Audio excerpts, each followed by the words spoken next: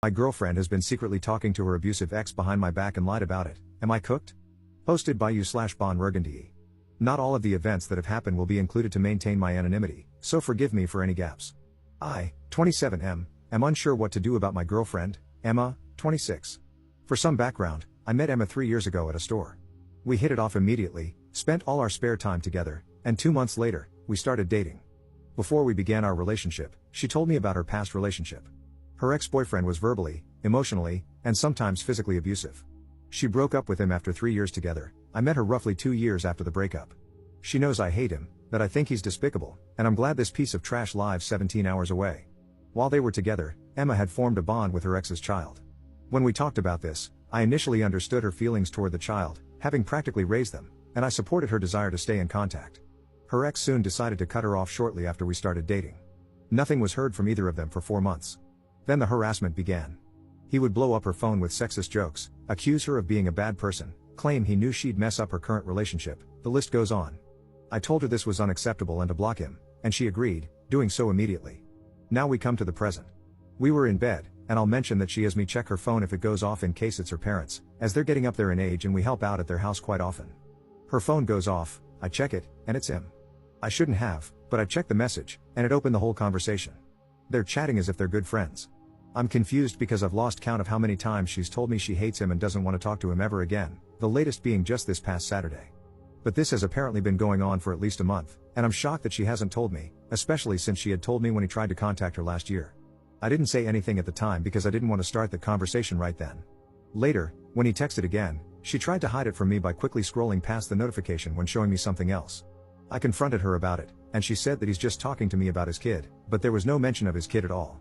I feel bad for intruding, but after seeing that, I'm just not sure how I feel. I don't know how to calmly approach this situation with what I know and what I've been told. Maybe I'm just insecure? Update 2 days later. So, I'd like to thank the users who took the time to respond to my post. In short, we broke up. I decided to have a sit down with my girlfriend. I asked her why she was really texting her ex, and she said that she needed someone to talk to about life and vent, and apparently, he's a better choice for that than I am. She also showed me all of the messages. She didn't bother trying to delete anything, as that would have been obvious. But he was clearly trying to drag her back or break apart our relationship, with subtle flirting and even some knight in shining armor nonsense. She told him she thinks I cheated in the past with my former boss because I sent her and my manager memes and often helped her and her wife with projects to make extra money while they prepared to sell their house. I read multiple messages from him about how he would have beaten me to a pulp if he were still in town, and how upset he was that he punched holes in his wall, the cheesy stuff. He claimed he would never cheat on her, even though he cheated twice, so I hope you all can see he's also a narcissist. He kept insisting that my helping them out was suspicious since I only did it on weekends, even though I always sent her pictures of the work I was doing, receipts for the supplies, and even footage of me working from their home cameras, which they have for their 3 dogs. There was never a question asked of me about what I was doing there, aside from what time I expected to finish, and I was usually done on time or early. Oh, and I didn't mention that she never told him we had sorted it out and that I had never actually cheated.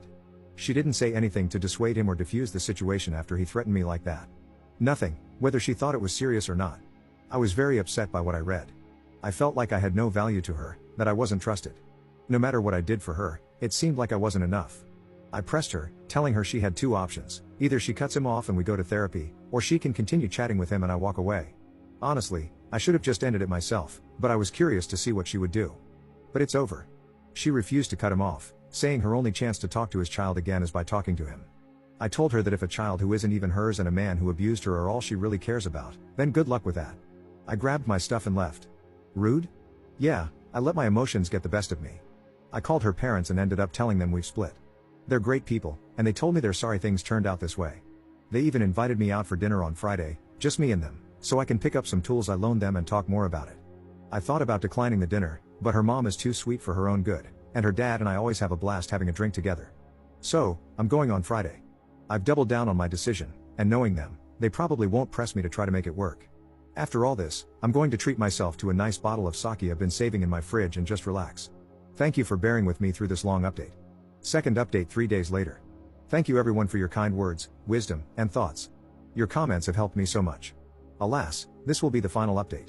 Emma has been trying to contact me non-stop, calling and messaging me on social media, begging me to talk and work things out. I replied only once, saying that I gave her a chance to work through this, to compromise and go to therapy together. But she refused and chose her ex and his child over me. Apparently, yesterday he cut contact with her, blocking her on everything, And honestly, I saw it coming. He'll probably do it all over again when she finds someone new. She's a wreck, and while I pity her somewhat, she's made her bed, and it's time for her to lie in it. I told her there would be no second chance, that I was done the moment she made her values clear, and once again suggested she seek therapy. I wished her the best, then deleted her from my phone and everything else she was on. I went out to dinner with her parents last night, and it was actually a good time. They were kind yet direct. They told me not to hold back or leave anything out, and to tell them exactly what had been going on. I tried to explain that, while I respect them, I didn't want to drag them into our relationship problems and didn't want to create any issues between them and their daughter. Her dad, however, told me they had already had a long talk with Emma and, regardless, wanted to hear my side. So, we talked. I told them about her ex and his child, the threats he made, and how he tried to break up our relationship, which, I guess, he ultimately did. I explained how she lied and hid his messages. I also told them about the choice I gave her and the decision she made. I insisted that they encourage her to seek professional help because if she continues down this path, she's going to tear herself apart, along with any future relationship. I want her to be happy someday, but it just won't be with me. I'm tired of the lies and deceit. I just want to move forward and live my life, and I hope she can do the same. Their response wasn't exactly what I expected. They apologized to me for her actions and said they were disappointed that things turned out the way they did, but they supported my decision to walk away. Honestly, I had expected them to ask me to talk to Emma and try to move past it, but there wasn't even a hint of that. Her mom gave me a hug, but her dad just seemed dejected. I'd never seen him like that before, and it felt like a punch to the gut.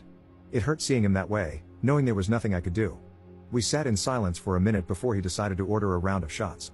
One round turned into two, and that seemed to help everyone relax. We started chatting about my future plans, their retirement, and our goals and hopes. We ended up staying for 3 hours, talking as if we were just regular people. Despite the hurt, I had a great time. We cried a few times, but we also laughed and reminisced about the times we made fools of ourselves. When we were about to part ways, her dad gave me a bone-crushing handshake and then, to my surprise, pulled me in for a hug, which her mom quickly joined. This man had never hugged me before, so it really caught me off guard. They told me to take care of myself, eat healthy, avoid drowning myself in booze, and just focus on getting through the days. They also said they're going to explore therapy options for Emma and recommended I do the same, which I think I will. They handed me a bag with my tools, said they're going to miss me, and wished me the best. I said my goodbyes, and we parted ways. I feel like a huge weight has been lifted, both off my chest and shoulders. I've decided to take a break from dating. One day, I'll find someone, but that's on the back burner for now. To others who may be going through similar situations, talk to your partners. If you've only talked about going to therapy, schedule a session. If not for both of you, then do it for yourself. Do not sacrifice your mental or physical health for the sake of a relationship. If it's not healthy, and attempts to improve the relationship fail, walk away. I know for many it's not that simple, but ask yourself, when will enough truly be enough for you?